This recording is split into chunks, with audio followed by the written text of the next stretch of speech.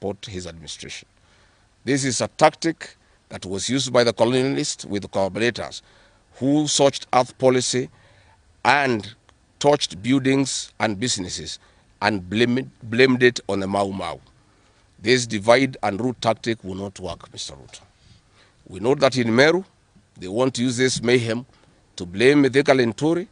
In Embu, they have already blamed Mkonji Gitonga. In Kitengela, Iron Gong, they want to target Senator Seki and MP Onesmus Ngogoyo. In Nyeri, they are trying to haunt Honorable Kagusha. And in Kirinyaga, they are targeting Senator Murango. We want to remind President Ruto that it is not the Kikuyus who want him out of office. It is the entire people of Kenya. Kenyans are suffering equally across the country. That is why Kenyans have said, if you, Mr. William Ruto, believe that it is the Kikuyus who want you out, then all Kenyans are Kikuyus. I want to thank the people of Kenya for standing out against this tribal profiling of the Kikuyu. The people of Kenya yesterday did wonderful by saying that the Kikuyus should not be profiled. This morning, I've seen Ruto quivering and wailing in uncontrollable anger. Mr. Ruto, excessive anger is not a solution. I want, with a lot of humility, to advise you to stop being angry. That will not help. You need to know what you need to do because you have not been listening to the people of Kenya. The people of Kenya are more angry than you are. They are angry because you have overtaxed them.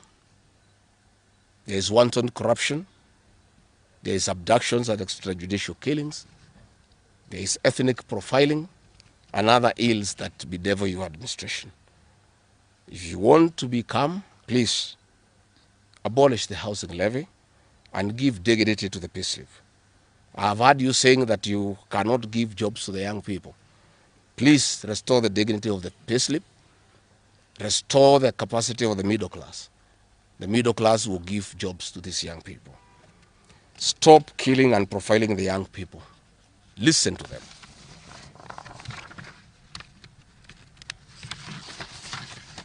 Stop abductions and extrajudicial killings.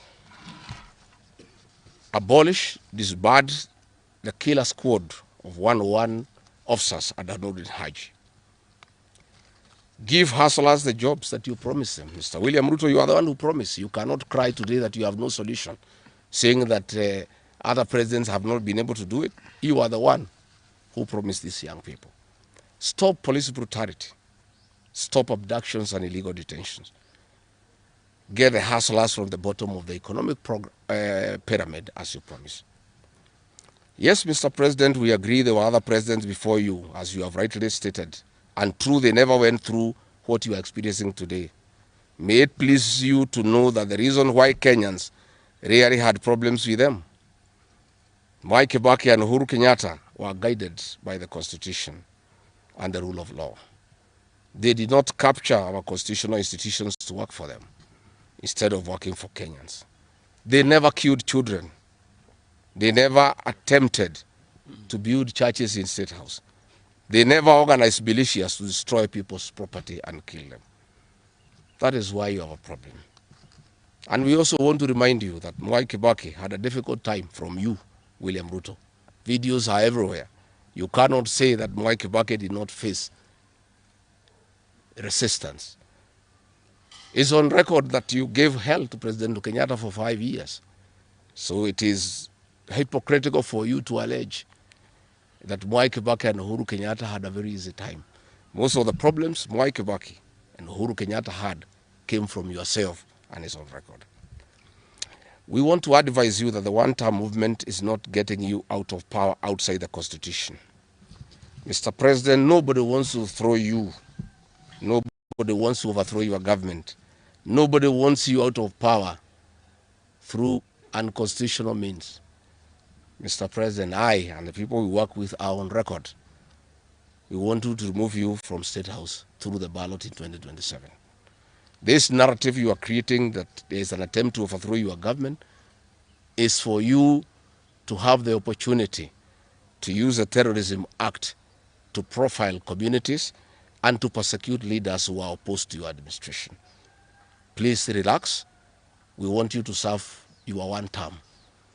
Nobody wants you out of government, and constitutionally, nobody has any plan to overthrow your administration, Mr. President. We want to face you on the ballot in August 2027. So just relax and stop crying wolf that anybody wants you out of office and constitutionally.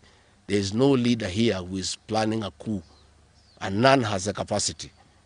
And nobody is interested.